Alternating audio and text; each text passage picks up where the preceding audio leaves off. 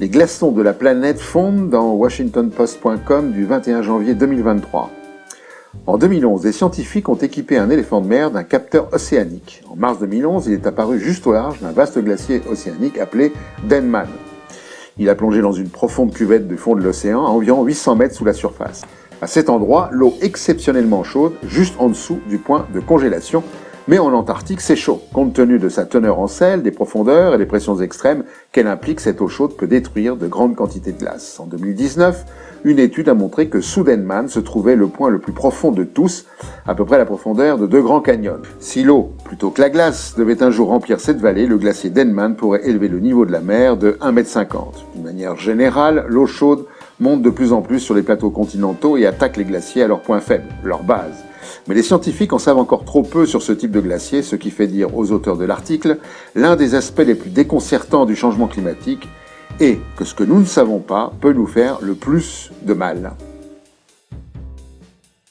Courriel ou pas courriel dans Vert Écho du 30 janvier 2023. Les technologies de l'information et de la communication émettent entre 2,1 et 3,9% des émissions mondiales annuelles de gaz à effet de serre. En 2022, 122 milliards de courriels non sollicités, et 22 milliards de courriels authentiques ont été envoyés, ce qui représente 1% du trafic, alors que les services vidéo représentent 82% du trafic. Les pourriels représentent 85% du trafic des courriels, donc le fait de diminuer nos envois ne changera pas grand-chose. De plus, que nous envoyions ou non des courriels, nos ordinateurs sont allumés. Effacer 1000 courriels aurait un bénéfice carbone d'environ 5 grammes d'équivalent CO2, alors qu'utiliser un ordinateur portable pour 30 minutes émet 28 grammes d'équivalent CO2. Si nous voulons vraiment agir dans ce domaine, commençons par acheter moins de produits électroniques et surtout prolonger leur durée de vie. Au Chili, les incendies sont une opportunité pour la promotion immobilière. Incendie au Chili, 270 000 hectares réduits en cendres, 26 morts, 1260 blessés, des températures dépassant les 40 degrés, 13 années consécutives de déficit en eau. Au matin du 6 février, 275 feux étaient encore en cours, dont 69 toujours hors de contrôle. Il semblerait, comme souvent, qu'il y ait des profiteurs. Il se trouve qu'après un incendie, des immeubles apparaissent curieusement pour remplacer les arbres. Les conséquences du dérèglement climatique, c'est un business. Les voitures autonomes ne sont pas autonomes dans futurascience.com du 6 février 2023. Le conducteur d'une voiture réalise plusieurs centaines à plusieurs milliers de micro-décisions chaque minute.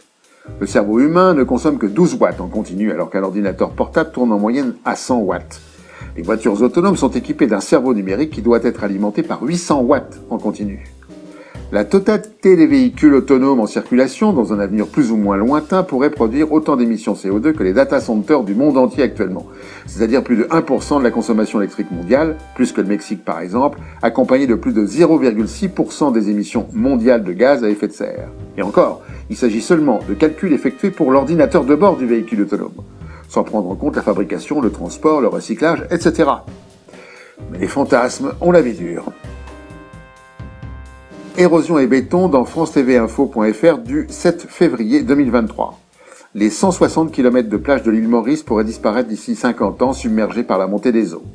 L'hôtel The Residence a dû construire une digue en pierre pour faire face aux vagues. Selon Nadim Nazurali, professeur de biologie marine à l'université de Maurice, quand il y a un problème d'érosion et qu'une grande quantité de sable est emportée au large, le sable va se poser ailleurs, même sur le récif. Il va étouffer tous les coraux et les coraux vont mourir. Cela va encore aggraver la situation. Des récifs artificiels en ciment ont été installés à Montchoisy, une sorte de geste de désespoir face à l'irrésistible situation. Et pour finir, la connerie de la semaine.